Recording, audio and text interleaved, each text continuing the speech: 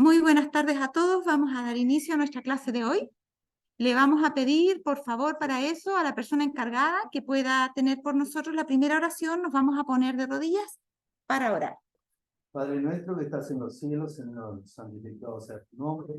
Estamos aquí reunidos, Señor, te agradecemos por eso, porque permite que en libertad podamos venir a aprender, Señor, de ti. Te pedimos humildemente que nos des tu Espíritu Santo, el mismo que inspiró las Escrituras y que inspiró a tu sierva, la hermana Elena White, a, a escribir esos escritos del Espíritu de profecía, que nosotros no solamente podemos aprender a prepararnos para el final de este mundo, sino también que podamos esos aprendizajes guardarlos en nuestro corazón y compartirlos también con otra persona. Te pedimos, Señor, que te quedes con nosotros, que bendigas, que abra nuestras mentes, nuestros corazones y estemos dispuestos a todo lo que traes preparado para nosotros a través de la hermana Jacqueline. En el nombre santo de tu amado Hijo Jesús te lo pedimos. Amén. Amén. Amén. Vamos entonces con nuestro tema de hoy, la parte 57 ya. Ahora dice el resumen del resumen, porque la otra vez nos quedamos en tanta cosa que como que no pudimos avanzar, entonces simplemente dejar algunos puntitos para que poder dar inicio a la clase propiamente tal. Vimos que había elementos en común, tanto en la profecía de los 1260 días, como en la de tiempo, tiempos y medio tiempo, y como en la de los 42 meses. En el fondo, los tres parámetros de tiempo hablaban de 1260 años. En Apocalipsis 12:6, por ejemplo, habla de 1260 días. Y en Apocalipsis 12:14 habla de un tiempo, tiempos y la mitad de un tiempo. Y hay cosas comunes en los dos, a pesar de que son distintos parámetros de tiempo. En 1260 días hay una mujer, en el tiempo, tiempo y mitad de tiempo de Apocalipsis 12:14 hay también una mujer. Hay un desierto, y acá también tenemos, perdón, vamos a poner puntero electrónico, puntero láser. Hay un desierto, acá también hay un desierto. Aquí se da una orden que la sustenten durante ese periodo de tiempo, y aquí también es sustentada en ese mismo periodo de tiempo, ¿ya? Entonces está hablando de los mismos eventos, solamente con distintos parámetros de tiempo. Después vimos que los 1260 días y los 42 meses están igualmente enlazados. En Apocalipsis 11:2 tenemos 42 meses, en el 11:3, 7 y 11 está hablando de los 1260 días, mientras que en Apocalipsis 13, 5 y 7 vuelve otra vez a hablar de los 42 meses. ¿Qué tienen en común? Apocalipsis 11:2 dice pasivamente que el patio ha sido entregado. Quiere decir que no fue una iniciativa de Dios que eso pasara, pero Él lo permitió, porque está como en pasivo. Ha sido entregado. Y habla de la ciudad santa. En Apocalipsis, vamos a saltar adrede esto, después se lo voy a explicar. Apocalipsis 13, 5 y 7, donde también habla de los 42 meses, también habla en pasivo, se le dio. Y también dice en el 7, se le permitió. Es algo que Dios autoriza, no es algo que es una iniciativa de Dios, digamos, no partió de él la iniciativa. Acá es lo que se dio permiso para que ocurriera, es que fuera hollada la ciudad santa, mientras que en Apocalipsis 13, 5 y 7, este ataque fue contra Dios, contra su reino y contra los santos. Todas cosas relativas al reino de Dios. Acá la ciudad santa fue hollada. Acá el pueblo de Dios fue vencido, se le dio permiso para vencer a los santos, pero también está Dios contra el cual se hicieron blasfemias, y el reino de Dios también fue, ¿no es cierto?, víctima de esos ataques. Pero ambos periodos, en el 42 meses de acá, de Apocalipsis 11 como en el del 13, está hablando de un ataque hacia las cosas que son de Dios, ¿ya? Y en Apocalipsis 11:3, versículos 7 y 11, habla, en vez de 42 meses, habla de 1260 días. Son el mismo periodo de tiempo, pero fíjense la diferencia acá. Acá el Señor dijo que había sido entregado, o sea, en otras palabras, algo que no era su voluntad, pero que Él lo concedió. Acá decía que se le dio y se le permitió, en Apocalipsis 13. Mientras que en Apocalipsis 11 dice, y daré a mis 2 testigos. no se nota mucho, vestidos de silicio que profetizan y les pasa estas cosas a los dos testigos. Él habla de sus dos testigos que él los da. Es una acción directa de Dios.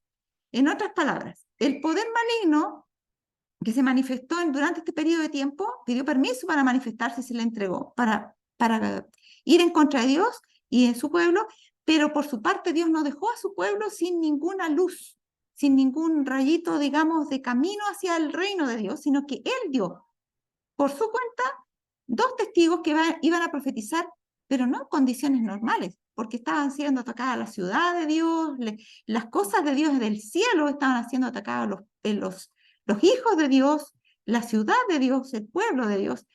Por lo tanto, estos testigos profetizan vestidos de silicio en ese mismo periodo de tiempo. Y luego, dice, cuando ellos hayan acabado de dar su testimonio, dice el versículo 7, entonces ellos son asesinados. Pero al cabo de 3 días y medio resucitan. Hay una experiencia de alguien muy parecida a esta de los dos testigos. ¿De quién? La experiencia del Señor Jesús. Su ministerio duró 3 días y medio, ¿no es cierto? ¿Fue atacado el Señor? Fue atacado el Señor y su testimonio fue atacado. ¿Profetizó el Señor, podríamos decir, bajo persecución? Sí. Estaban siempre en sus audiencias ahí mezclados espías que eran enviados por los dirigentes religiosos de su tiempo. Habían soldados también para ver si no decía algo en contra de César. Y estuvo profetizando también en cierta forma como vestido de silicio, como los testigos de acá. ¿Mataron al Señor Jesús? Lo mataron. ¿Matan a los dos testigos en Apocalipsis 11? Como vamos a ver, también los matan. Pero el Señor Jesús resucitó, ¿verdad? Y vamos a ver que después de 3 días y medio, los testigos también resucitan. ¿No se supone que los dos testigos son el Antiguo y el Nuevo Testamento? Exactamente. El Antiguo y Nuevo Testamento son los dos testigos que van a resucitar, que van a ser atacados, que van a tener que profetizar escondidos, digamos. Vamos a ver ahora esto. Vamos a ir a eso, hoy la clase de hoy día va a ser sobre ese problema que hay con los dos testigos, pero vamos a terminar este resumen acá. Ahora vemos que también acá Apocalipsis y Daniel hablan del mismo periodo de tiempo. Dijimos que los 3 parámetros de tiempo estaban solamente en los libros de Apocalipsis y Daniel. No había otro libro en la Biblia donde se mencionaran esos periodos de tiempo. Solamente en estos dos, porque son libros proféticos para el tiempo del fin y se complementan el uno al otro. El espíritu de profecía nos dice que Daniel es una profecía y que Apocalipsis es la revelación de esa profecía. ¿Ya? Así es que dice hermana White que debieran estudiarse juntos incluso y que ojalá se pudiera hacer, dice ella, un librito donde fueran analizándose al mismo tiempo los dos libros simultáneamente para que la gente viera que tienen en común ambos. Ahora, Daniel 7:25 dice hasta tiempo, tiempos y medio tiempo, y también tiene esta frasecita, serán entregados. ¿No es cierto? No es la voluntad de Dios, pero Dios lo permite. ¿Qué cosas van a ser entregados? Los santos del Altísimo para que pudieran ser quebrantados. Ese poder iba a quebrantar a los santos, pero también iba a atacar la ley de Dios, porque iba a cambiar los tiempos y la ley. La revelación, los tiempos proféticos y la ley de Dios, los 10 mandamientos. En Daniel 12:7 habla también de tiempos y la mitad de un tiempo, y habla de un ataque al pueblo santo que lo dispersa, de la dispersión del pueblo santo, ¿ya?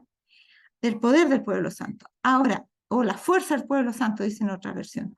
Apocalipsis 12:14 habla de lo mismo, de tiempos y la mitad de un tiempo, igual como habla Daniel, pero acá en vez de hablar de pueblo santo, habla de la mujer que es sustentada. ¿Y la mujer a quién representa? Al pueblo santo. Así es que está hablando de lo mismo. ¿Se fijan cómo hay una conexión entre Daniel y Apocalipsis? Y eso es lo que teníamos que ver con claridad. ¿Ya? Ahora miren. Apocalipsis 11:1 al 4. Quizás le voy a decir primero lo siguiente. Las trompetas quedan como interrumpidas en su narración y después saltan más adelante para ser analizadas, la que faltaba. ¿Ya? Apocalipsis 10 es una prolongación o un detalle de lo que ocurre en el periodo de la sexta trompeta, que es en el que estamos viviendo nosotros. ¿ya? Periodo de la sexta trompeta está en Daniel, o sea, perdón, en Apocalipsis, capítulo 10, ¿ya? Capítulo 10 habla del librito que amarra el vientre, del chasco, de que debes profetizar otra vez, etcétera, del que está con el librito abierto, ¿no es cierto? Eso es una descripción de lo que pasa en medio del pueblo de Dios. En ese periodo de la sexta trompeta, que empieza antes, empieza como en la quinta en realidad ya, el mensaje de los tres ángeles, y Apocalipsis 11 describe el ataque o sea, la organización más bien de las fuerzas de Satanás para atacar al pueblo de Dios. Y habla como Satanás primero se va en contra de los dos testigos, que son la Biblia, ¿no? La Biblia, Antiguo y Nuevo Testamento. Ya ataca, miren, si ustedes echan una miradita en sus mismas Biblias para que lo fijen visualmente, Apocalipsis 11. El versículo 1 en realidad es como la terminación del capítulo 10, pero se le puso como que ese fuera el versículo 1. Ustedes saben que los versículos fueron puestos en forma diferida, no fueron puestos así cuando se le dio el libro a Juan, sino que fueron puestos después. Entonces, esto es como la conclusión, el versículo 1 del capítulo 11 es la conclusión en cierta forma del capítulo 10, lo conecta, ¿ya? Porque lo que se va a medir, según lo que dice aquí, es el templo del Dios, el altar y a los que adoran en él. Y el capítulo 10 hablaba justamente de todo lo que tiene que ver con el pueblo de Dios. Así es que eso es como parte del capítulo 10. En realidad el capítulo 11 debería empezar en el versículo 2, porque en el versículo 2 en adelante comienza a hablar del ataque de los malos, por decirlo así, o de las fuerzas de Satanás, hacia el pueblo de Dios, hacia la Biblia especialmente, ¿ya? ¿Qué dice acá? Mire, el versículo 1, que conecta un poco, hay que igual leerlo para poder entender el capítulo 11, aunque decimos que debería ser parte del capítulo 10, dice, entonces me fue dada una caña semejante a una vara de medir, y se me dijo, levántate y mire, ¿qué cosa? El templo de Dios y el altar, templo donde están los santos, el altar, la adoración, y a los que adoran en él. Pero, o sea, son todas cosas, ¿qué es lo que significaba la vara? La vara tenía varios usos. Tenía para guiar, el pastor usaba la vara para guiar a sus ovejas, qué sé yo, cuando se estaban apartando el camino, un golpecito y adentro, pero también servía para medir. La vara a veces se usaba, ¿cuántas varas mide una cosa y se medían tantas varas? ¿Ya? Servía para medir si algo era mucho, era poco, qué sé yo. Tiene la connotación de evaluar la vara, aquí, y se refiere a un juicio de evaluación, ¿ya? Entonces acá está siendo dada una caña para medir al pueblo de Dios, para medir la adoración del pueblo de Dios y del pueblo en su conjunto, pero también del pueblo de a uno por uno, a los que adoran en él. Una evaluación personalizada. Pero el patio está ¿dónde? Dice acá. Está fuera del templo, versículo 2, ¿ya? Ese dice, déjalo aparte y no lo midas, ¿ya? Porque lo que está hablando en el primer versículo, en el fondo, está prediciendo el inicio del juicio investigador. Por eso que corresponde más al capítulo 10 que al 11. Porque en el capítulo 10 termina hablando diciendo, es necesario que profetices otra vez sobre muchos pueblos, naciones y lenguas, y en el versículo anterior había dicho que había tomado el libro y había amargado su vientre y había sido dulce en su boca. Entonces, ahí, ¿qué pasa? Está relatado el gran chasco y lo que viene a continuación, después del gran chasco, en 1844, justo comienza, ¿qué cosa? ¿Qué comienza en 1844? El juicio investigador. Y eso es lo que está descrito en Apocalipsis 11.1. ¿Se fijan? Que es como la colita que faltaba del capítulo 10 para que terminara. Pero ahora va a hablar de los que están fuera del templo, que están en el patio. Los que, aunque están dentro de las dependencias del templo, no pertenecen a la parte interior del naos, que en realidad es santuario. ¿Ya? Es de los que están con nosotros, pero no son de nosotros. Los que dicen ser judíos, pero no lo son, como dice el mensaje de la iglesia de Filadelfia. ¿Ya? Y dice que ese no iba a ser evaluado ahí. ¿Por qué? El juicio de los perdidos, por decirlo así, ¿cuándo es? Es en el milenio. Es en el milenio. ¿Ya? Entonces dice, en el fondo, esto no lo vas a juzgar ahora. ¿Ya? Porque lo que va a pasar con estos, ya en este caso, vuelve otra vez como a retroceder al pasado y va a explicar cuándo inicia Satanás este movimiento de los perdidos, digamos, en contra del pueblo de Dios, organizándose para lo que Satanás quiere es acabar con el remanente, ¿ya? Que surge en 1844. Pero él comienza antes, como yo le decía, él siempre se adelanta, así que él empezó. Dios tampoco se quedó atrás.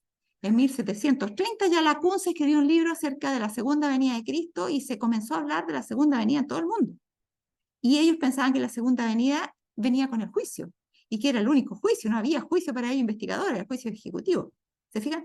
Pero eso ocurrió, digamos, con lo que Dios estaba levantando. Pero Satanás, a su vez, había estado preparándose antes para que esto no se levantara. Había hecho una guerra a la Biblia para que nadie supiera que iba a haber un juicio, para que nadie supiera las profecías, para que nadie supiera nada de nada. Y eso es lo que comienza a describir en el versículo 2 en adelante. ¿Ya? El patio que está fuera del templo, déjalo aparte y no lo midas, porque ha sido entregado a los gentiles y ellos hollarán la ciudad santa 42 meses. Así que esto fue dado, esta indicación, para 1260 años que iba a durar, ¿ya? Donde los hijos de Dios, ¿no es cierto?, iban a ser inscritos en los registros celestiales para que sus casos fueran analizados en el juicio investigador. En cambio, los perdidos que no querían entrar al santuario, permanecían en el patio, eran simpatizantes y siempre solamente simpatizantes, pero que no quisieron formar parte del pueblo de Dios, esos tienen que ser juzgados en el milenio, ¿ya? Ahora, eso también tiene, el versículo 1, si ustedes buscan en las Biblias con espíritu de profecía, una aplicación actual a cuando comienza el juicio investigador, porque como les digo, el final del capítulo 10, ¿qué es lo que dice acá? Se lo he leído más de una vez, pero ahora ustedes se van a acordar mejor cuando lo veamos en Apocalipsis 11. Los que tienen Biblia de espíritu de profecía pueden buscar el comentario en el versículo 1, dice abajo, el gran juicio se ha estado llevando a cabo y desde hace algún tiempo. Ahora el Señor dice, mire el templo y a los que adoran en él. Mientras recorréis las calles haciendo vuestros negocios, recordad que Dios os está midiendo. ¿Se fijan que no es una medida literal? Se refiere a una evaluación de nuestro carácter. Mientras desempeñáis vuestros deberes en el hogar, mientras conversáis, Dios os está midiendo. En otras palabras, Dios los está juzgando y los está sellando. Como decía Maranata, decía, Él nos está probando y testeando al mismo tiempo.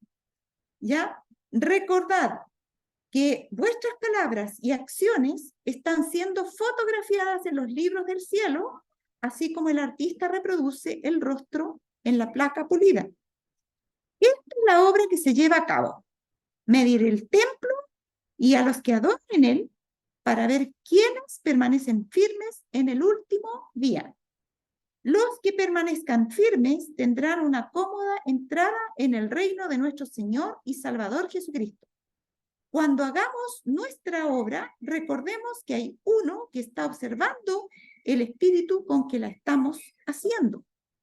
¿No haremos que el Señor nos acompañe en nuestra vida cotidiana, en nuestra obra secular y en nuestros deberes domésticos? Entonces debemos abandonar en el nombre de Dios todo lo que no es necesario, todas las murmuraciones y visitas inútiles y presentarnos como siervos del Dios viviente. ¿Ya? Entonces queda claro que Apocalipsis 11:1 está hablando del juicio investigador que se está realizando y que a la vez conlleva un trabajo de sellamiento en nuestras vidas, ¿sí? Ya, pero el versículo 2 cambia, porque ahora va a hablar de los que están fuera del templo, que están en el patio, y van a hablar de la obra que Satanás ha venido haciendo con ellos para prepararlos para esta lucha contra el remanente que está siendo sellado, ¿ya?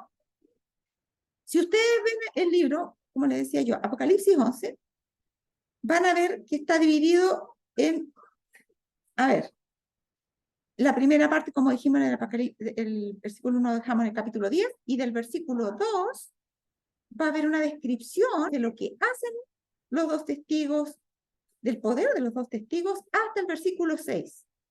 Y el versículo 7 habla de qué pasa cuando ellos acabaron de dar su testimonio. Ellos habían dado su testimonio en el periodo de la cuarta trompeta, porque los primeros versículos hablan, versículos 2 al 6, hablan de la cuarta trompeta, ¿ya? Y el versículo del 7 al 10 habla de un triunfo que tienen sobre los dos testigos, los malos. Y lo que está hablando aquí es de una bestia que sube del abismo, ¿ya? Esta es la que los ataca ahora, la bestia que sube del abismo. Es un ataque directo. La bestia los va a matar. Antes de eso, sencillamente ellos iban a estar de luto, dando en condiciones adversas un testimonio. Pero ahora van a ser muertos porque el versículo 10 describe que estos celebran incluso la muerte de los dos testigos. Y desde el versículo 11 en adelante hasta el versículo 13 habla de la resurrección de los dos testigos y entramos al periodo, el otro es el de la quinta trompeta, cuando ellos son muertos, y del 11 al 13 está hablando de la resurrección de los dos testigos, y eso es lo que ocurre durante el periodo de la sexta trompeta. Finalizando la quinta, comienza la sexta trompeta, es el periodo que nosotros estamos viviendo. ¿Ya? Terminando la quinta trompeta, inicia la sexta trompeta, y habla de que los testigos resucitaron y se ponen a predicar de nuevo. Y el versículo 14 es un resumen de qué pasó cuando resucitaron los testigos. El segundo ay pasó, y aquí el tercer ay viene pronto. Dejamos a estos testigos que profetizan, falta todavía otro ay que tiene que venir, que vendría siendo el más terrible, ¿ya? El tercer ay, la séptima trompeta. Y estamos en el periodo de la sexta trompeta. Entre la sexta, o sea, antes que empiece la séptima trompeta, está el surgimiento del remanente, que está en Apocalipsis 10 acá al frente, al lado de Apocalipsis 11, y ese remanente es el que prepara la tierra para que cuando se cierre la gracia se pueda tocar la séptima trompeta y esté preparado cuáles son los salvados, cuáles son los perdidos. Ese más o menos, ¿ya? Ahora miren, los dos testigos van a profetizar, dijimos acá al final, vestidos de silicio, y estos testigos, dice, son los dos olivos y los dos candeleros que están en pie delante del Dios de toda la tierra. Yo no les puse ahí, pero está en Zacarías 4 la aclaración de eso. Y si ustedes van al espíritu de profecía, ahí habla de Josué, el sumo sacerdote en ese tiempo, y habla de que eso, en Testimonios para el Ministro, dice que eso se refiere a la obra de sellamiento que Dios está haciendo ahora, ¿ya? Y que ahí va a ser cuando, gracias al trabajo de esos testigos, ¿no es cierto?, se van a poder sellar las personas. Por eso era importante que los dos testigos estuvieran dando testimonio, porque era el único camino, la única puerta abierta que quedaba para poder llegar a Dios y poder ser salvos, porque antes de, o sea, sin la palabra de Dios no puede haber salvación. Puede haber con una obediencia estricta a la conciencia, pero contado con los dedos de la mano en este mundo los que pueden salvarse de esa forma, ¿ya? Porque sumado a nuestras pasiones pecaminosas, a eso sumar la ignorancia respecto de las cosas de Dios y los engaños de Satanás, es muy difícil alcanzar en este tiempo especialmente, alcanzar la salvación sin una revelación explícita de Dios en su palabra, ¿ya? Ahora miren, los dos testigos, vamos a ver en Apocalipsis 11 que tienen dos enemigos.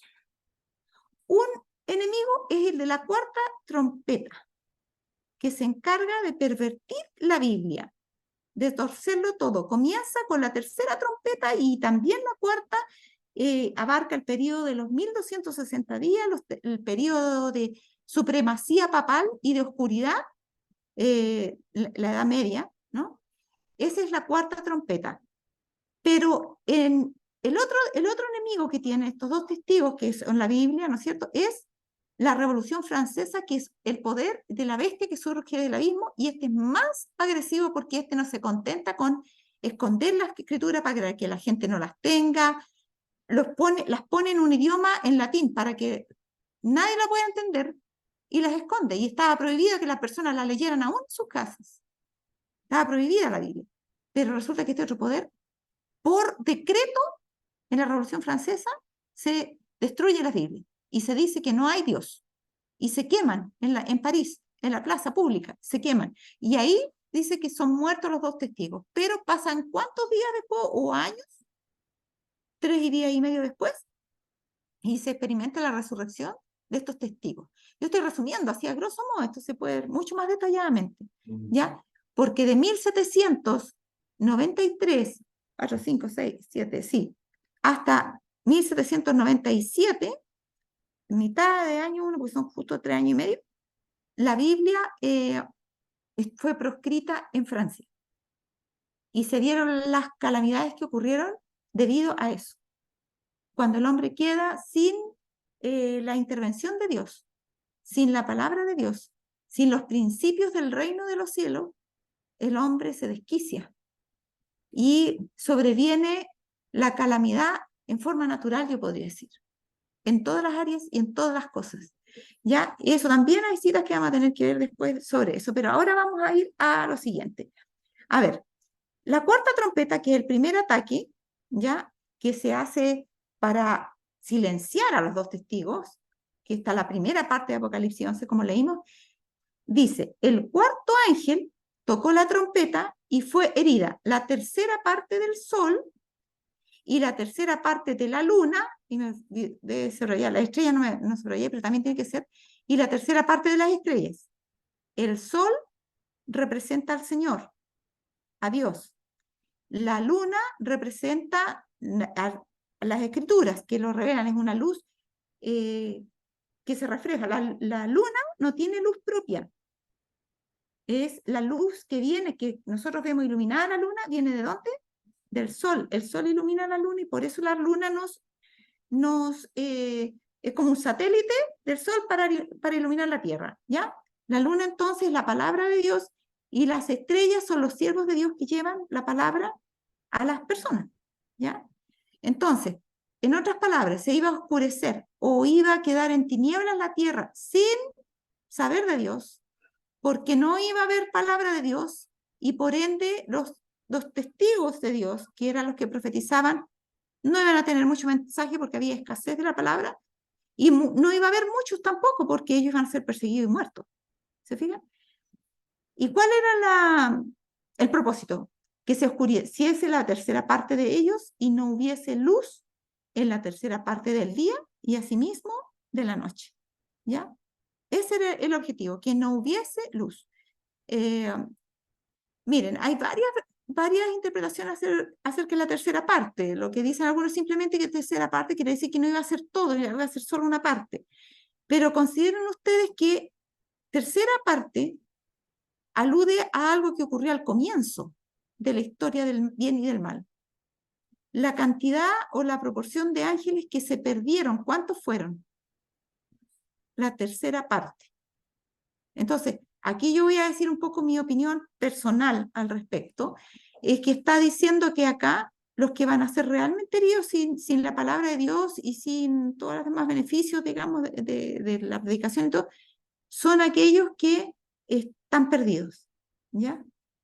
O sea, Dios se va a encargar de que sus escogidos, se iba a encargar que ellos tuvieran luz, ¿ya?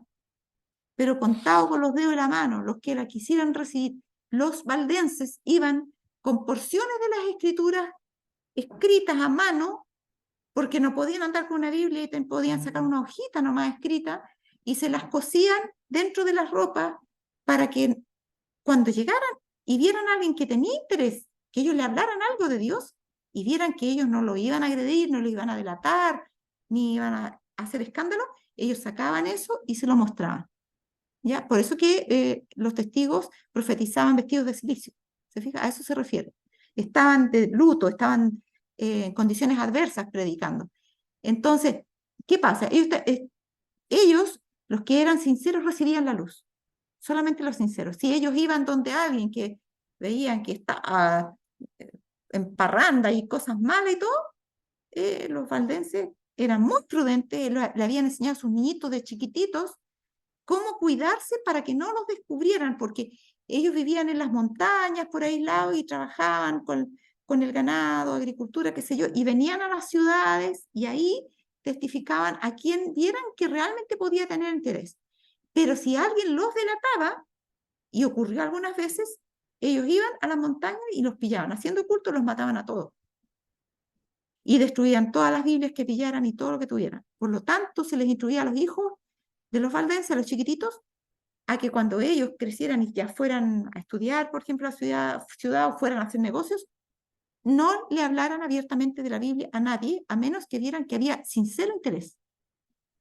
Y el sincero interés era premiado, esas 2/3 partes que Dios reservó para sí, y la tercera parte eran los que se iban a oscurecer totalmente, porque la palabra de Dios les estaba velada y era entregada según la versión de los sacerdotes de turno. Y ni los sacerdotes, como leímos en el Conflicto de los Siglos, página 54, ni ellos siquiera conocían bien la Biblia.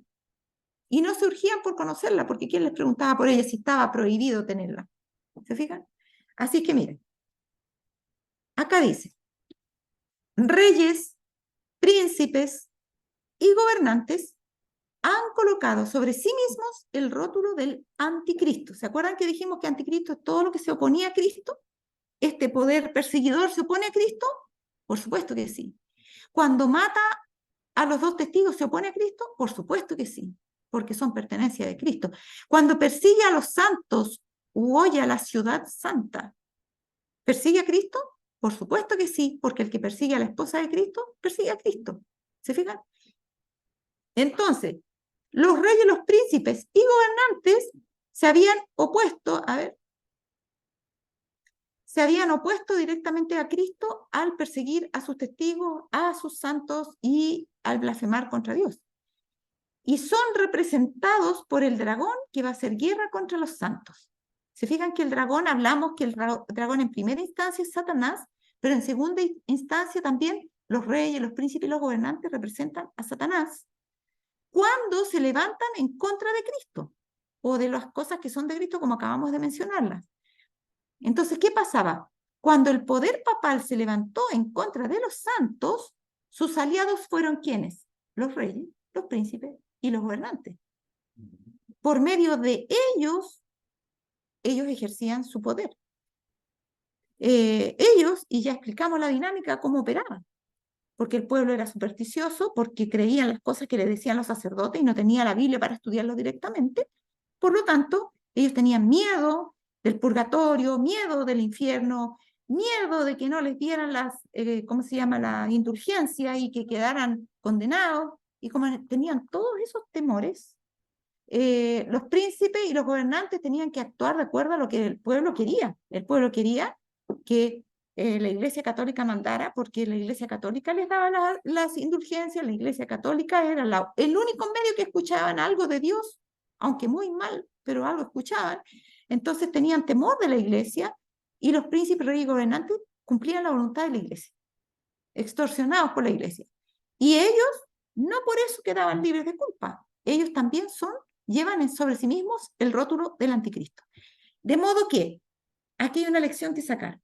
Cuando alguien está de parte de lo incorrecto y de alguna manera nos presiona para que nosotros también solidaricemos con lo incorrecto, empezamos a tener el rótulo del anticristo. ¿Se entiende? Porque nos ponemos de parte de algo que es el enemigo de Cristo, somos desleales a Cristo.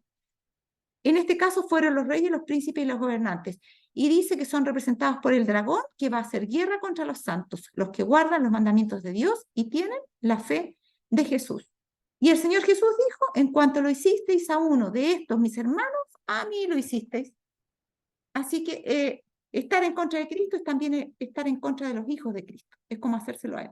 Si matan a mi hijo, es como si me hubieran dado a mí esa estocada. ¿Sí? Porque es mi hijo y yo lo amo y me pertenece como hijo. ¿Se fijan? Es lo mismo con los hijos de Dios. Así que Dios tiene una cuenta que arreglar con los que le han hecho algo a sus hijos. Ahora miren, acá dice, y se engrandeció este poder papal, ¿ya? Hasta el ejército del cielo. O sea, no solo se conformó con perseguir a los santos, con perseguir a la Biblia, sino que se engrandeció hasta el ejército del cielo. Y parte del ejército y de las estrellas echó por tierra y las pisoteó. Aún se engrandeció contra el príncipe de los ejércitos. ¿Quién es el príncipe de los ejércitos? Jesús. Y los ejércitos son sus ángeles. Y por él fue quitado el continuo y el lugar de su santuario fue echado por tierra. Entonces, cuando se quitó el continuo, ¿qué quiere decir eso? Que no que le hayan prohibido a Jesús que hiciera la intercesión continua, él siguió siempre intercediendo, pero quedó tan velado que solamente estaba reservada para esos poquititos que quedaron, ¿no es cierto? El continuo fue quitado en el sentido de que él lo hizo que no se supiera nada de él, prohibió que se estudiara acerca de él, que se supiera acerca de él, y por lo tanto la gente no tenía acceso a ese beneficio, porque ni lo conocían. Y el lugar de su santuario fue echado por tierra de la misma forma. O sea, no tenía sentido la intercesión de Cristo si acá en la tierra nadie le pedía nada a Cristo, porque se lo pedían a los sacerdotes o a la Virgen, ¿ya? O a los santos, porque eso fue lo que la iglesia les enseñó, que ellos eran los mediadores, que ellos no podían ir directamente a Dios. Entonces el santuario fue echado por tierra. Eso está en Daniel 8, 10 al 11. Luego dice, a causa de la prevaricación. ¿Y qué hemos dicho que es el prevaricato? Es cuando nosotros hacemos uso de un poder que se nos ha dado para realizar una función, pero nosotros, en vez de usarlo para la realización de esa función, lo usamos para sacar partido personal, provecho personal. Entonces, es famoso, ¿no es cierto?, que muchos alcaldes, especialmente, de repente, u otros parlamentarios, tienen un cargo de poder y usan ese cargo de poder para sacar licitaciones para sus propios proyectos de su familia y sacar lucrar con el cargo. Y eso es prevaricar. Ahora, la prevaricación religiosa también existe y existió en este periodo, ¿ya? Porque los sacerdotes hacían uso de su poder para intimidar a la gente, para sacar provecho de partido personal, llevaron a la gente en nombre de Dios en cautividad, en despojo y en espada. Mataron a los hijos de Dios, los llevaron cautivos y les robaron su propiedad en nombre de Dios. Eso es prevaricato. Es un abuso de su poder que se suponía que Dios se los había dado para conducir al pueblo, pero ellos se comieron las ovejas en vez de conducirlas. Ahora dice, a causa de la prevaricación, el ejército y el continuo le fueron entregados. Claro, porque la gente quedó sin luz respecto de la función de Cristo y de esos lugares donde Cristo estaba trabajando. Echó por tierra la verdad y prosperó en todo lo que hizo. ¿Ya? Este es de la Reina Valera 2000, la traducción que la encontré más apropiada. Ahora miremos lo siguiente. Acá en 2 de Tesalonicenses 2:4, el apóstol Pablo estaba profetizando acerca del surgimiento de este poder y había dicho sobre este poder que había todavía al presente en esos días alguien que lo detuviera, pero cuando fuera quitado de en medio se iba a manifestar este poder. El poder que lo detenía era el Imperio Romano, porque la iglesia no podía llegar a atar y desatar como quisiera, porque habían poderes civiles que no le permitían matar a quien se le ocurriera matar, ni siquiera a Cristo lo pudieron matar, porque ellos quisieron nomás, tuvieron que ir a pedir permiso a Pilato y a Herodes y todo lo demás, ¿se fijan? Entonces, cuando se ha quitado este poder, dijo el apóstol, claramente se iba a manifestar aquel inicuo. Y hablando de aquel inicuo, dice, el cual se opone y levanta contra todo lo que se llama Dios o es objeto de culto, tanto que se sienta en el templo de Dios como Dios, haciéndose pasar por Dios. Y uno dice, pero ¿cómo tanto? ¿Iba a ser tan así descarada la cosa? Bueno, eso es lo que vamos a ver ahora. Miren, estas citas son todas católicas. Estas que vamos a ver acá. Esta primera cita está en Prompta Biblioteca Canónica, Jurídica, Moralis, Teológica, Nec non ascética, Polémica, Rubrística, Histórica. La primera edición de este libro fue en 1746. La cita se encuentra en Lucio Ferrari, artículo Papa, el tomo 6 y la página 26. ¿Ya? No en todas le voy a poner esta cosa tan larga, pero es para que ustedes sepan la fuente. El Papa dice aquí, es como si fuese Dios en la tierra, solo soberano de los bienes de Cristo, principal Rey de reyes y Señor de señores, que tiene la plenitud del poder, a quien Dios, el Omnipotente, le ha confiado no solo la dirección de lo terreno, sino también del reino celestial. Yo no sé cómo la gente se deja engañar tanto, porque... ¿Ah? Impresionante. Y dice, tiene la plenitud del poder. Y si tenía tanto poder, ¿por qué no resucitaba muerto, no sanaba enfermo, no echaba fuera demonios? Pero es el poder que va a usar ahora ¿Y qué usó? ¿Y qué va a usar? Sí, pero antes, cuando usó en los 1260 años, no lo usó para eso. Ahora lo va a usar falsamente porque va a entrar el espiritismo. Pero antes no lo usó con espiritismo, ¿no? Ni tampoco ostentaba que podía usar el poder de Dios para resucitar a un muerto o cosas semejantes. Pero aquí dice que tiene la plenitud del poder. Y dice que se le ha confiado no solo la dirección de los terrenos, sino también del reino celestial. El Papa tiene tan grande autoridad y poder que puede modificar, explicar, abolir. ¿Se lee bien de allá? Ah, vamos a tener que cambiar. Yo no sabía si las letras... Claro, es que yo aquí la leo re bien, pero tenía dudas si se iba a poder leer bien allá. Vamos a tener que para la otra vez cambiar el correo. Bueno, puede modificar, explicar, abolir, interpretar o cambiar las leyes divinas. ¿Se fijan? Por eso es que ellos cambiaron la ley de Dios, Daniel 7:25, porque ellos ostentaban el poder que, según ellos, habían recibido para poder modificar todo eso, abolir, interpretar, cambiar como ellos quisieran. Ahora, el Papa, esta otra cita, es de tan grande dignidad y ensalzado que no es un simple hombre, sino como si fuese Dios. El vicario de Dios, o sea, el representante de Dios. El Papa es de dignidad tan sublime y suprema que, hablando con propiedad, no ha sido establecido en algún grado de dignidad, sino más bien ha sido colocado en la misma cúspide de todas las dignidades. O sea, es digno de todas las dignidades, de todos los dignos. No es un digno cualquiera, está en la cúspide. El Papa es llamado Santísimo porque se presume que legítimamente lo es. Solo Él es santo. Pero ellos tienen todos los santos canonizados, yo no sé de dónde sacan. Y tienen a todos los santos canonizados, pero el Papa solo Él es santo. Los otros serán santos en segundo grado, no sé.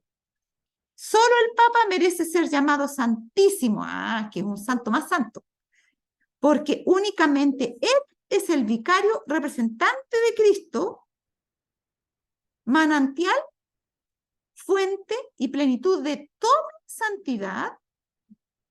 Papa es el monarca divino, emperador supremo, rey de reyes y señor de señores.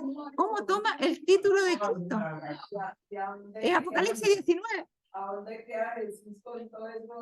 ¿Y saben ustedes que justamente el Señor, sabiendo estas cosas, cuando le dictó Apocalipsis y dijo, Armagedón va a ser la hora mía para desquitarme de estos que han hecho tanta maldad? Yo voy a venir con una tiara, de verdad, que va a decir en mi mundo, aquí en el Rey de Reyes y Señor de Señores, para que todos sepan quién es el verdadero Rey de Reyes y Señor de Señores. ¿Se fijan? Los católicos realmente consideran el Papa eso. Es que si estas son citas católicas, pues, claro, sí, así. Entonces, terrible. Es terrible. Sí, pues. Sí, pues. Pero, ya. El Papa es el monarca divino, emperador supremo, Rey de Reyes y Señor de Señores. De allí que el Papa lleva una corona triple, como Rey del cielo, Rey de la tierra y Rey de las regiones inferiores, o sea, de los muertos. ¿Ya?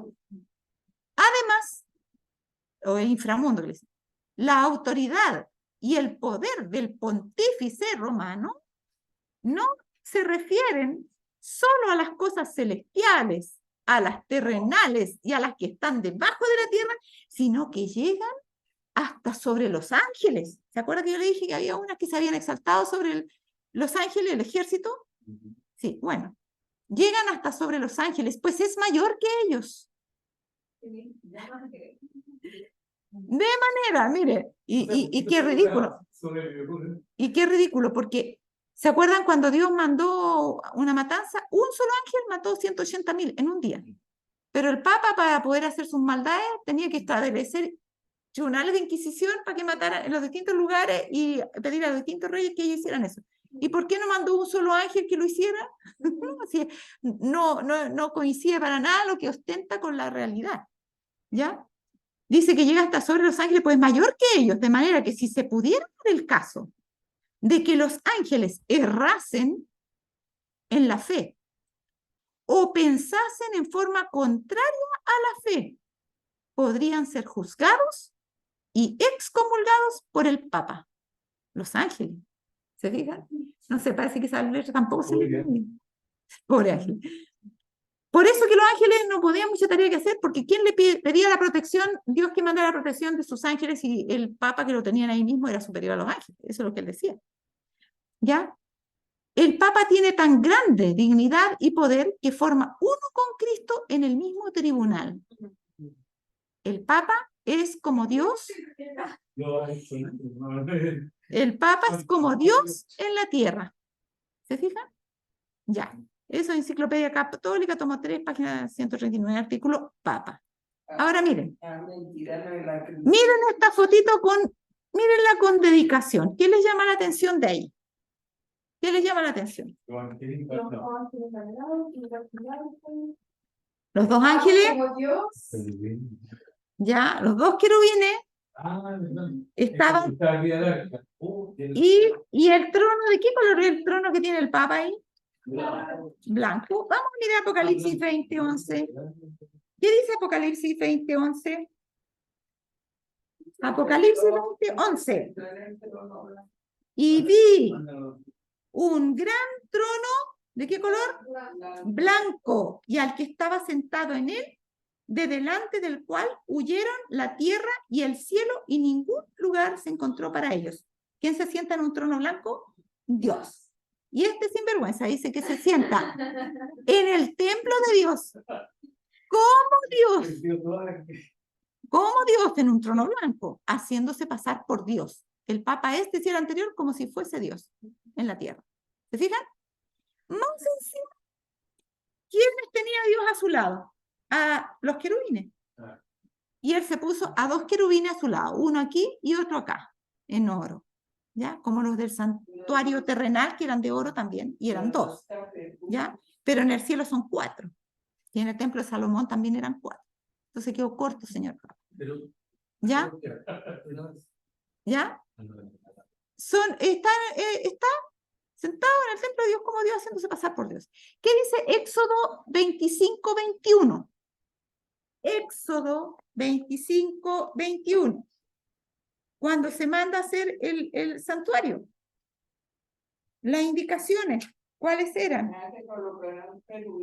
Ya, dice, y pondrás en el propiciatorio, que vendría siendo esta cosita que tiene él allá abajo. ¿Se fijan? Esa plataforma simula el propiciatorio. Claro, que era encima de él se manifestaba la gloria de Dios, porque fíjense ustedes que él está sentado más alto que los otros de los lados. 25. ¿Se fija? Tiene una plataforma. Y ese sería el propiciatorio. 25. 25. 21. Y el 11 decía, miren, el arca de madera, donde estaba arriba el propiciatorio, dice, el versículo 11 decía, y la cubrirás de oro puro por dentro y por fuera, la cubrirás, y harás sobre ella una cornisa de oro alrededor, y era de oro puro. Miren qué metal es esto. No sé si es oro puro, pero simula el oro. ¿Ya? Y en el 21 dice, y pondrás el propiciatorio sobre el arca, y en el arca pondrás el testimonio que yo te daré, ¿ya? Y después, en el 20, Perdona, ¿sí? el propiciatorio, por lo que yo estudiado, digamos, es, en el fondo representa a Cristo, ¿no? Porque ahí vaciaban la sangre. No, el propiciatorio es el trono, digamos, Trono. de Dios, representa, ¿ya? Ya, ahí. Entonces dice que el Señor ofrece sus oraciones, las nuestras, digamos, a Dios delante del propiciatorio. Y este señor está sentado. Está arriba del propiciatorio. ¿Por qué? Porque la gloria de Dios en Ezequiel se manifestaba arriba del propiciatorio celestial, ¿ya? Y miren lo que decía en el del propiciatorio propiamente tal. El versículo 17 decía, y harás un propiciatorio de oro fino, cuya longitud será de 2 codos y medio, y su anchura de codo y medio. Harás también 2 querubines de oro, labrados a martillo los harás, en los 2 extremos del propiciatorio. Ahí están. 1 y 2. El propiciatorio de oro, el trono blanco y a él sentado arriba por sobre los demás. ¿Se fijan? Así es que esa imagen dice muchas cosas, ¿sí? Acá dice, el Papa ocupa el lugar de Jesucristo en la tierra. Esa se quedó porque cuando cambié no le puse la misma. Él es el verdadero vicario de Cristo, o sea, el representante. La cabeza de la iglesia entera. ¿Y quién dice la Biblia que es la cabeza de la iglesia? Cristo, pues. Pero acá dice que es él la cabeza de la iglesia, entonces él es anticristo. ¿Se fija? Es el enemigo de Cristo que quiere hacerse pasar por Cristo, en el sentido de su autoridad, de sus virtudes, de su poder, de sus atributos. Y dice, la cabeza de la iglesia entera y el padre y maestro de todos los cristianos. No llaméis Padre vuestro a nadie en la tierra porque uno es vuestro Padre, el que está, ¿dónde dice? En los cielos, dice clarito el libro de Mateo. ¿Ya? Pero él dice acá que él es Padre y Maestro de todos los cristianos. Él es el gobernante absoluto, el fundador de los dogmas. ¿Qué es un dogma? ¿Saben ustedes? Artículo de fe que no puede ser discutido. O sea, si la iglesia dice de aquí en adelante el rojo va a ser negro nomás y nadie puede discutir. Claro. Todo, o sea, todo ese tipo de cosas, por ejemplo, que el Papa infalible es un dogma, no se discute. Claro, pero no está permitido para un católico que discuta eso. Y si quieren construir algo sobre lo que se construyó, pueden construir, pero no pueden sacar uno de los fundamentos que ellos pusieron. ¿Ah? Claro, son herejías para ellos. Sí. Sí, herejía, sí. Ahora, dice, el gobernante absoluto, el fundador de los dogmas, el autor y juez de los concilios, el gobernante universal de la verdad. ¿Se fijan? O sea, los dos testigos aquí no valen nada, porque él es el gobernante universal de la verdad. Y claro, y si él dice que tienen que ser proscritos, son proscritos, porque él es la verdad, no necesita la Biblia. ¿Ya? Es que, sí. Claro, parece muy bueno que hubiera tomado esa iniciativa. Dice, el árbitro del mundo. El árbitro del mundo. Sí, así que, bueno, no digo nada mejor. El juez supremo en cielo y tierra. Juez supremo. En cielo y tierra. O sea, el Señor en el juicio investigador está de más y Jesús haciendo el juez. No. No hay juez. No hay tal cosa como un juez en el Santísimo, porque Él es el juez en el cielo. Y también es juez aquí en la tierra. El juez de todos, dice. ¿Esto está vigente todavía? Sí, sí. La Iglesia Católica. No, es que los dogmas no pueden cambiar. Claro. Es que lo que pasa es que la Iglesia procura que no se sepa mucho porque sería escandaloso, pero está ahí. Y dice el conflicto de la sigla que la Iglesia tiene la característica, la Iglesia papal, que no se retracta de nada. Claro. Que lo que ellos han dicho va a ser siempre así, por lo tanto, aunque lo oculten, ellos siguen pensando lo mismo. Denle poder otra vez y nuevamente va a hacer resurgir con la misma osadía estas mismas prerrogativas que él se adjudica. Mire, dice, es el juez de todos, quien no puede ser juzgado por nadie. Se toman de pasajes de la Escritura que distorsionan, porque ahí dice que los santos, ¿no es cierto?, tienen la mente de Cristo y por lo tanto pueden juzgar, pero no pueden ser juzgados por otros. Pero en el sentido de lo que les habla la conciencia, porque les habla el Espíritu Santo, pero no en el sentido de lo que se me ocurre a mí. Acá dice que no puede ser juzgado por nadie, es Dios mismo en la tierra. Por eso que está, ¿ves? Es Dios mismo en la tierra. Acá, la ley canónica 870 dice, en el confesionario, el ministro tiene el poder de perdonar todos los crímenes que se han cometido después del bautismo. ¿Se fijan? O sea, que es muy simple. Muchas gracias. Hay un asesino en serie, mató a no sé cuántas personas, hay en Estados Unidos, va corriendo el asesino, sabe que le dieron cadena perpetua, por ejemplo, pide que el Papa lo excomulgue, o sea, le perdone sus pecados, le dé absolución, y él tiene la autoridad de perdonarle todos sus pecados que cometió después de haberse bautizado si fue miembro de la Iglesia Católica. Y lo bautizan cuando guau, cuando él ni siquiera estaba de acuerdo o no de acuerdo de bautizarse. Pero todos esos crímenes se los puede perdonar el Papa, ¿ya? Sin necesidad, por supuesto, de poder pesar el corazón de la persona. Porque Dios, cuando perdona algo, Él ve si hay arrepentimiento. Un ser humano no tiene la capacidad de ver si hay arrepentimiento. El Señor nos dijo que cuando alguien nos pida perdón, tenemos que perdonar. Pero nosotros no, aún así, no sabemos si la persona está arrepentida. Así que, por último, el único que va a tener la verdadera autoridad de perdonar no somos nosotros. Aunque perdonemos equivocadamente a los que están arrepentidos equivocadamente, pero Dios es el juez. Y Él al final decir, no, no está arrepentido, así que no, está bien, te agradezco que tú lo hayas perdonado, pues yo no lo voy a perdonar. ¿Se fijan? Porque Dios tiene esa autoridad, pero no la tiene un hombre, ningún ser humano. Ahora, cuando un laico dice, te perdono a un amigo contrito, no sucede nada sobrenatural, dice. Cuando un sacerdote pronuncia estas palabras, Cristo lava esa alma con su preciosísima sangre, perdón, sí, parece que me salté una parte, no la escribí completa la cita. Cuando un sacerdote pronuncia estas palabras, la de arriba, ¿se refiere? Claro, te perdono, ahí sí ocurre algo sobrenatural. Sí, es que eso estaba bien escrito, pero yo me parece que se me cortó, algo pasó y no quedó escrito. Pero se entiende. Él decía que sí, ahí el Señor lo exculpaba con su preciosa sangre. ¿Ya? Ahora miren, con respecto al cuerpo místico de Cristo, es decir, de todos los fieles, el sacerdote tiene el poder de las llaves. O sea, el poder sobre la iglesia, el cuerpo místico, el cuerpo de Cristo, la iglesia. ¿Quién, según Apocalipsis, tiene las llaves? Mensaje a Filadelfia. Apocalipsis, vamos. Sí. Apocalipsis.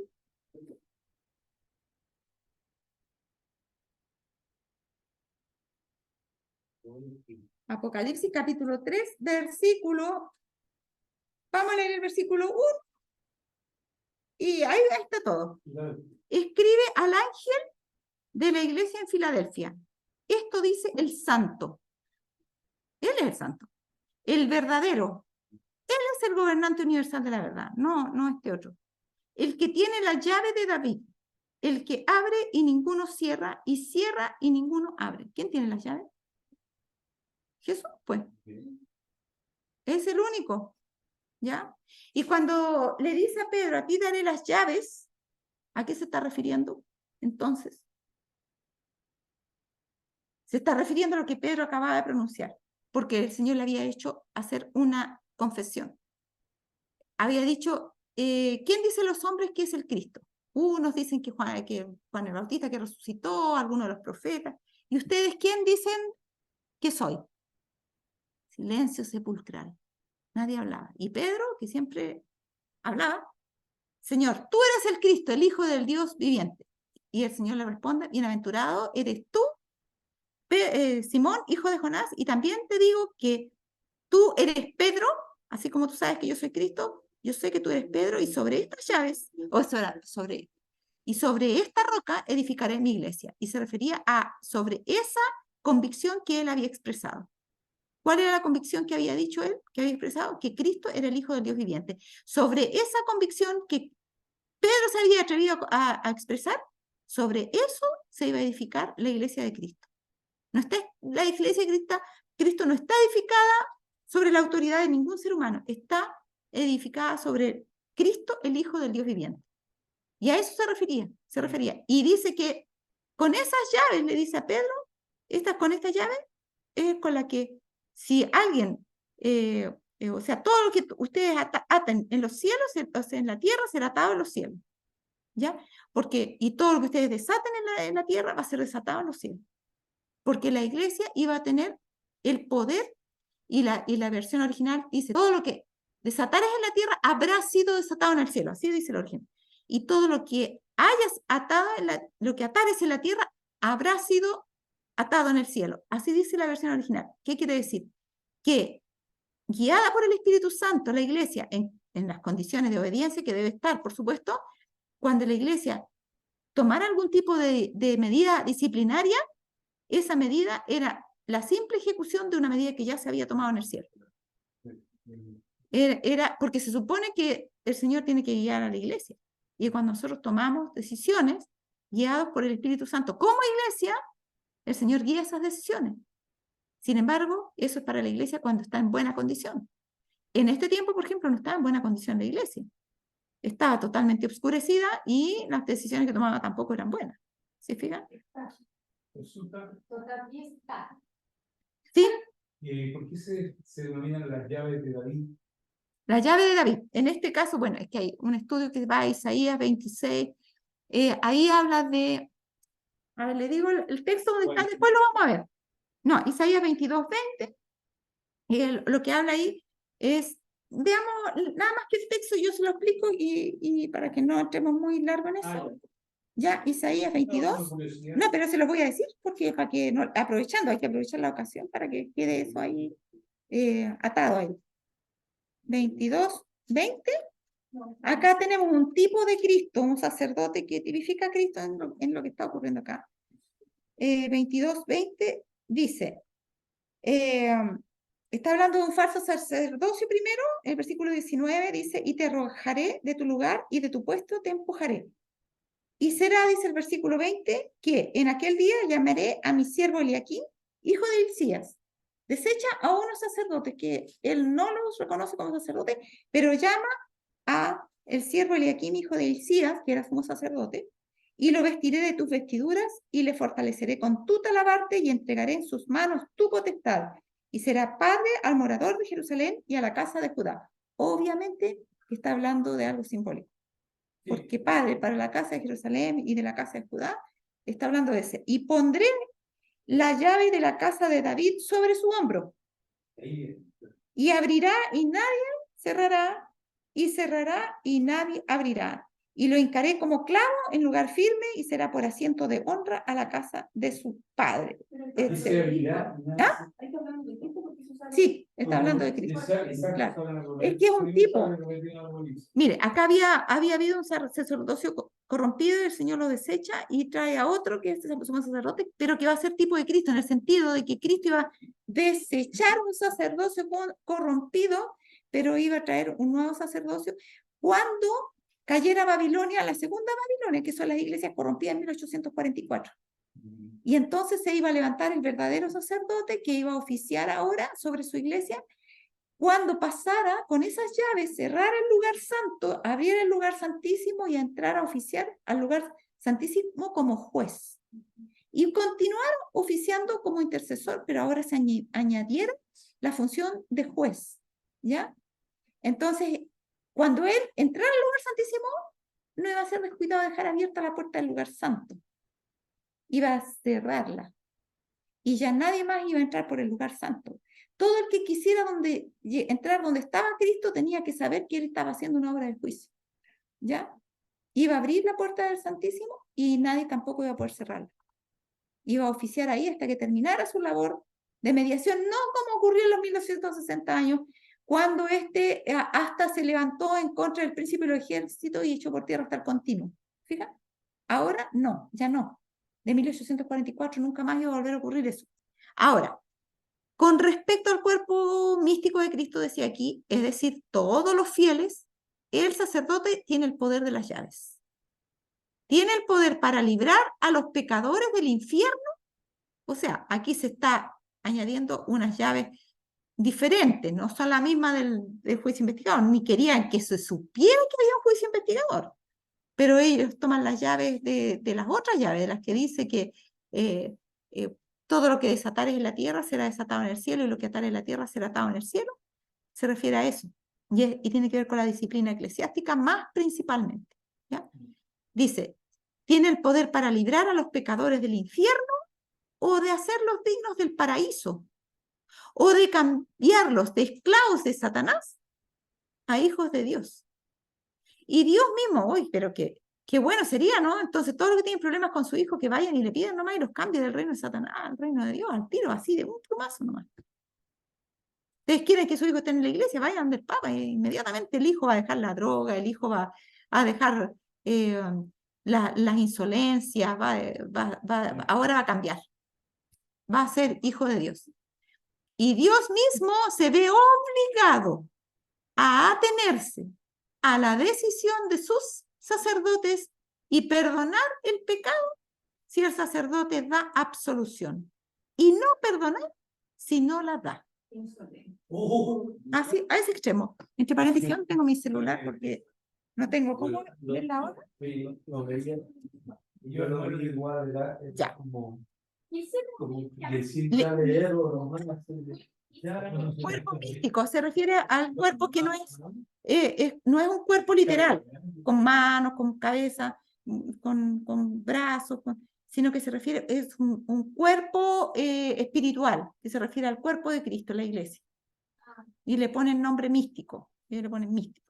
El cuerpo espiritual quería mucho mejor expresado. Entonces, imagínense, Dios mismo se ve obligado a atenerse a la decisión de sus sacerdotes. A ver. Perdona, Sí. Y entonces, el papado para respaldar todo esto, han antimbrado, por así decirlo, este fundamento de que Pedro es la piedra, la roca. Claro, pero si lo dice acá, porque tendría que hacer así, ¿no? Ya, a ver. Ya, no, es que estaba pensando en este tema de cómo el papado construye su autoridad, ¿ya? Sobre lo que tú estabas comentando a propósito de la roca, ¿no es cierto? Sí. En que la Iglesia Católica dice que por algo se habla de San Pedro y la llave de San Pedro, y que San Pedro fue el primer papa, ¿no es cierto? Sí. Y es la roca. Y porque el Petro y Petri de la traducción y todo eso habla, ¿no es cierto?, de la piedra. Claro, Y de la roca. pero Ellos, claro, pero en el fondo armaron con todos esos Sí. engaños y todas esas cosas rebuscadas, Sí, digamos, sí. porque cuando uno empieza a estudiar la Biblia se da cuenta que... No, y hay más Bueno, que yo no le he dicho, ahora, pero como te digo yo que dijeron si se no- trasladó el trono de Pedro, se trasladó a la Sí. Roma, una mentira y una de cosas, y la Pero llave si no igual. fuera, perdón, si no fuera por lo que tú nos estás enseñando y lo que uno va aprendiendo en otras, digamos, con otros pastores, o sea, no es fácil captar la verdad, digamos, de la Biblia. O sea, no es fácil a cualquier lector entender, ¿no es cierto? Uno puede tener dudas, pero llegar a este entendimiento no es fácil. Claro, es que uno primero... Igual que lo de las trompetas, como tú hablas de la primera o la quinta trompeta, ahí no aparece, digamos, nítido. No, En no la es que Biblia, dices tú. no es que, claro, no dice primera trompeta, segunda, Claro, no, no. y de repente salta la séptima. O sea, para cualquier lector, pero también Claro. me hace sentido lo que dice que el libro fue revelado, o sea, Y ahora para... se abrieron los sellos. Claro, ¿Cierto? sí, Ya. sí. Eso nomás quería hacer un comentario. Sí, gracias. Sí. La verdad es que, a ver, si nos concentramos por aquí. Miren, La verdad es que hay cosas, sí, hay cosas que son difíciles primero de entender. ¿Cómo pudieron instalarse estas herejías a ese punto? Y saben que ellos tienen textos bíblicos para respaldar eso, totalmente desvirtuados. Y es lo que más o menos da a entender Daniel aquí también, porque cómo la gente llega a asumir esas cosas. ¿Ya? Satanás, es Satanás. Ah. No puede pelear. Ya. Ya. Soy una buena persona. Satanás, él siempre copia lo que Dios hizo en realidad.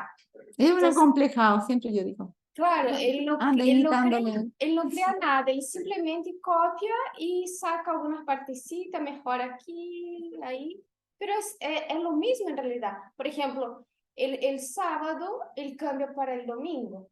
Entonces siempre va a haber algo así. Una similitud, se va Claro. en el patrón ya establecido. Sí. Podríamos decir que este acomplejado no tiene iniciativa propia. Satanás. Y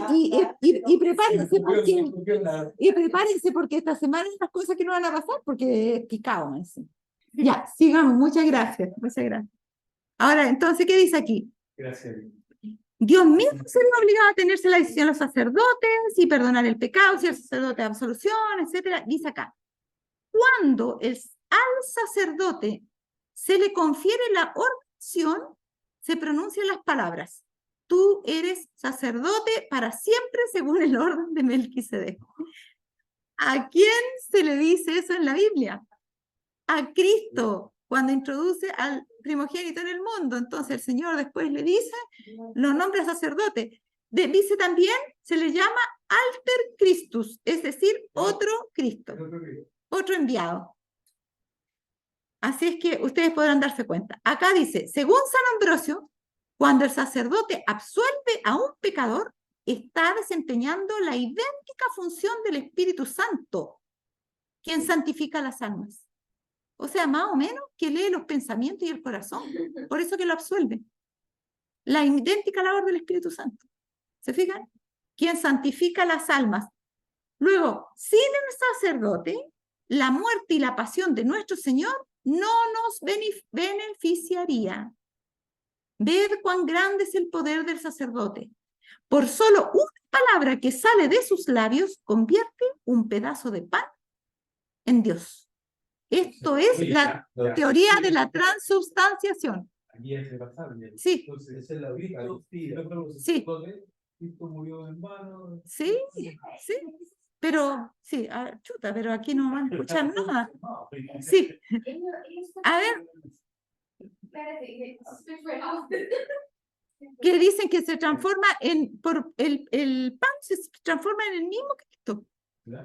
La sangre se transforma en la misma sangre, o sea, el vino, en la misma sangre verdadera de Cristo. Dice, sin el sacerdote, la muerte y la pasión de nuestro Señor no nos beneficiarían. Ver cuán grande es el poder del sacerdote por solo una palabra que sale de sus labios, convierte un pedazo de pan en Dios. Esto requiere mayor poder que la creación de un mundo. Si yo me encontrara con un sacerdote y con un ángel, nuevamente le digo con los ángeles, saludaría al sacerdote antes de saludar al ángel. El sacerdote ocupa el puesto de Dios. No. Lorraine Goethe, Roman Catholicism, página 51, declaración de un acta del Concilio de Trento. ¿Se fijan ustedes? Ahí está. Para que ustedes se den Concilio de Trento. Es de un acta del Concilio de Trento. ¿Cuándo fue el Trento? 1900, no, el de Trento. Sí, por el... Sí, no, el 1500 y tanto, estoy confundiendo con el Vaticano II, ¿no? En esa época tenían la absoluta ignorancia de la humanidad. Claro. Sí, porque eso que se da en el punto de decir toda esa herejía. Claro. El sacerdote ocupa el puesto de Dios, eso dicen. Y por lo tanto, un sacerdote debe ser elegido antes que un ángel. Ahora, perdón, acá. Nos maravillamos con gran admiración cuando nos damos cuenta que al pronunciar su sacerdote las palabras hoc est corpus meum, Jesús les obedece. ¿Qué significa eso? Este es mi cuerpo. Jesús les obedece. Dios mismo desciende al altar y viene cuantas veces lo llaman y tan a menudo lo llamen y se coloca en sus manos, aun cuando estos sean sus enemigos. Jesús estaba... Está a su disposición. Está cautivo en sus manos. Y después de haber venido, terrible, claro. Y después de haber venido, Él permanece completamente a disposición de ellos para que lo muevan como les plazca de un sitio a otro. Si ellos quieren, pueden encerrarlo en el templo o colocarlo sobre el altar o sacarlo de la iglesia. Si desean, pueden comer su carne o dar su carne como alimento a otros. La Eucaristía. Y ellos vieran cómo hablan ahora de la Eucaristía. Es casi, pero es la piedra elemental del misticismo de ellos. La Eucaristía, y quieren inculcarla en el mundo protestante que se suma a ellos. Este es ¿cómo le llaman? El copón. El copón, de ahí guardan la hostia, y para ellos es algo sagrado porque hay que metido el cuerpo de Cristo. ¿Se fijan? Sí. Y ahora miren, ahí tenemos. Para ellos la transubstanciación es que cuando en la copa, aquí, ellos la bendicen, es la sangre literal de Cristo que se mete ahí en donde está el vino. Es la sangre literal de Cristo. Acá. Y acá el pan, perdón. El pan es el cuerpo de Cristo, literal. Yo no sé cómo son tan necios que le sienten sabor a pan, pero dicen que es el cuerpo de Cristo. Y al vino le siente sabor de vino, pero dice que eso es la sangre de Cristo. Más encima usan vino fermentado. Y dicen que la sangre de Cristo, como si Cristo tuviera pecado. Porque ¿se acuerdan ustedes cuando Él habló con sus discípulos? El fermento es sinónimo de pecado. Por eso cuando ellos salieron de Egipto se les pidió que revisaran y no quedaran nada de masa fermentada en lo que llevaran. El pan tenía que ser hecho nuevo para cuando salieran de Egipto. No se podían llevar las masas con levadura. Entonces, estos emblemas no son literales, pero ellos lo literalizan. Porque así le dan más solemnidad a la ceremonia y la persona piensa, hoy si me voy a comer a Cristo mismo, va a ser parte mía, entonces yo voy a andar trayendo, parecido a lo que creen los aborígenes que le matan a un cristiano y le comen el corazón porque eso les va a transmitir la fuerza de la otra persona. ¿Se fijan? Las cualidades de la otra persona. Ellos solo representan el perdón de los pecados con esa... Claro, usan los mismos emblemas del pan y del vino, pero distorsionados. Por empezar, el pan no es pan, sino que es una hostia, que la mandan a hacer así, Le dan parece. como otro significado. Y tienen otro significado. Ellos piensan que el cuerpo de verdad de Cristo, piensan que la sangre real de Cristo. Nosotros no pensamos eso. Pero no es como ahí que el Señor les dijo, ¿ves lo que yo he hecho? Bueno, ustedes también deben lavarse los pies unos a otros. No lo hacen todos los creyentes. No, el sacerdote es el que lava los pies y es en una fecha determinada del año que va y le lava a 12 personas. Exacto. Sí, es una situación, porque el Señor dijo que nosotros debíamos ser igual como Él había hecho. Y nosotros somos los laicos en ese tiempo. Claro, no son los puros sacerdotes. ¿Ya? Ahora, miren acá.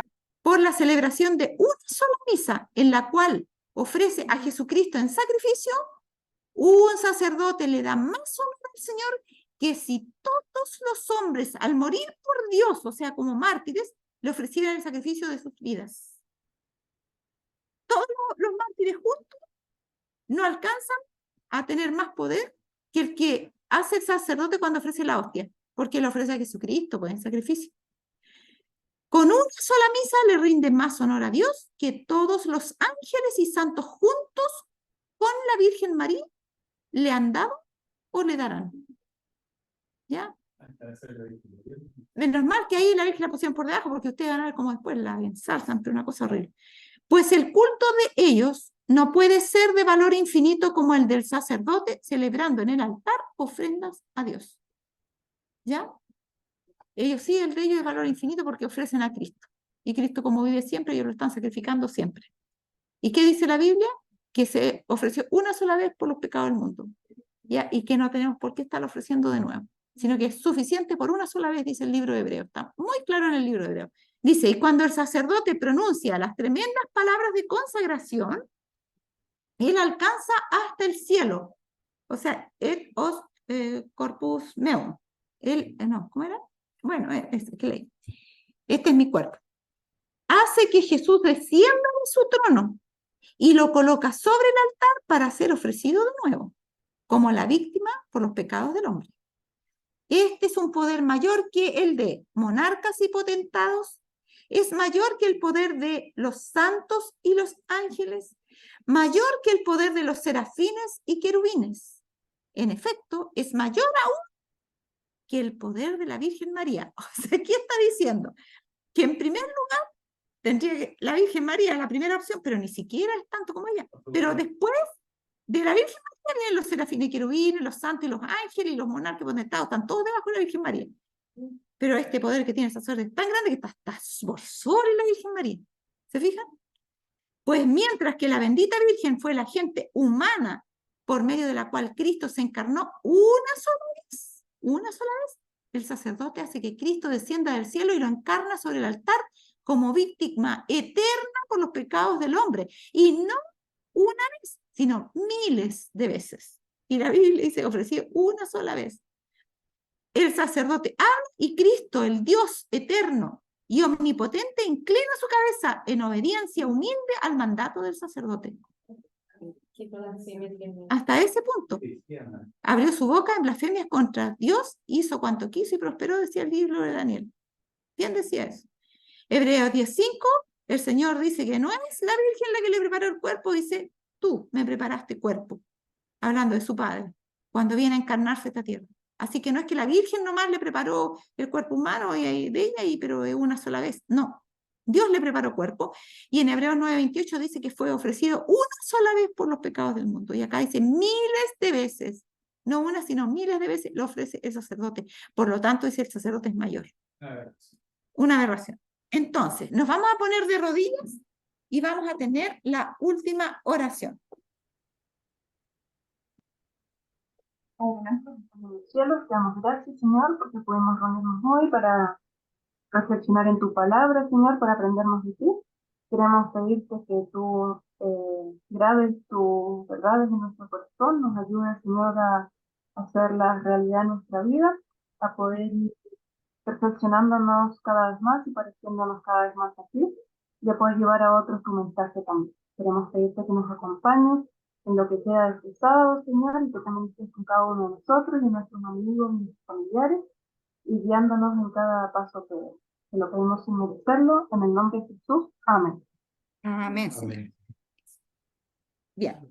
Le damos gracias a Dios porque Él realmente conoce el fin desde el principio, conoce todas las cosas, nos adelantó todas estas cosas y ustedes pueden ver que se cumplieron, pero con lujo de detalles. Así que lo que Dios cumplió, dijo que se haría y se cumplió, nos da garantía que lo que ahora dijo que se va a cumplir, también se va a cumplir. Que Dios nos bendiga entonces para que estemos atentos a lo que Dios nos dice ahora que se va a cumplir y estemos preparados para eso. Dios les bendiga a todos, nos vemos el próximo sábado con el favor de Dios.